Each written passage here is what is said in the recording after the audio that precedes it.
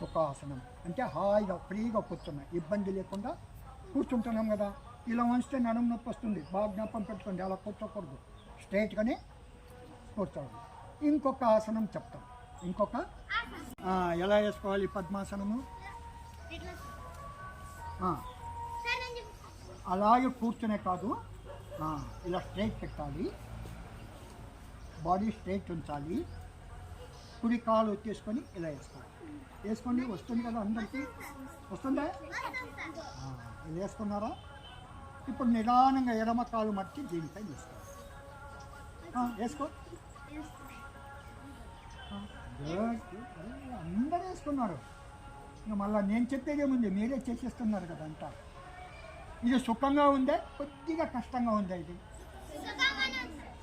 కొందరికి ఇంతకుముందు వేసిన సుఖాసనం సుఖంగా ఉందా, ఇది సుఖంగా ఉందా? మీకు రెండు సుఖంగా ఉన్నాయి. ఇది కొద్ది కష్టంగా ఉంటుంది. మీరు చిన్నవాళ్ళు కనుక మోకాలు వంగుతాయి, బాగా వంగుతాయి. అందుకోసమే ఇప్పటి నుంచి మీరు సాధన చేసుకోవాలి, యోగా ఆసనాలు చేసేది. ఒక సామెత ఉంది కదా, ఏది? మొక్కై వంగందే మానై వంగ. అది అంటే అర్థమేమి?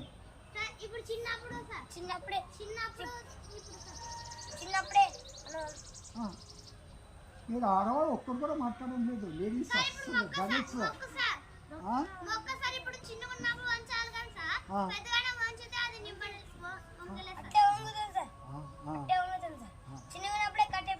ఏదైనా కానీ ఒక మంచి చక్కగా తయారంటే తీగ ఉంటుంది, అది పలుచగా. అది ఎట్లా కావాలంటే అట్లా, చిన్న మొక్క ఎట్లా కావాలంటే అట్లా వంగుతుంది. అది కొద్దిగా లావ్ అయిపోయి స్ట్రైట్ అయిన తర్వాత, లేదంటే ఇట్లా వంగిపోయి మళ్ళీ స్ట్రైట్ చేయాలంటే అవుతుందా? కాదు. అందుకే మీరు చిన్నపిల్లలు, ఇప్పుడే మీరు మంచిగా తయారు కావాలి. ఇప్పుడు బాగా తయారైపోయి మంచి అలవాటు, మంచి వ్యాయామము, మంచి చదువు. మీరు మంచి చదువు చదవాలంటే ఏం కావాలి? ఫస్ట్ ఆరోగ్యం బాగుండాలి. ఆరోగ్యం బాగుండాలి అంటే ఏముండాలి? పరిశుభ్రత, మంచి ఆహారం తీసుకోవాలి. దానితో పాటు వ్యాయామం చేయాలి. శారీరకంగా బాగుండాలి, శారీరకంగా దృఢంగా ఉండాలి, ఆరోగ్యకరమైన శరీరం కలిగి ఉండాలి. అందుకోసం మీరు రోజు కొన్ని ఆసనాలు చెప్తూ ఉంటాను. ఈరోజు ఏ ఆసనం చెప్పినాను? శుక్ల కాదు,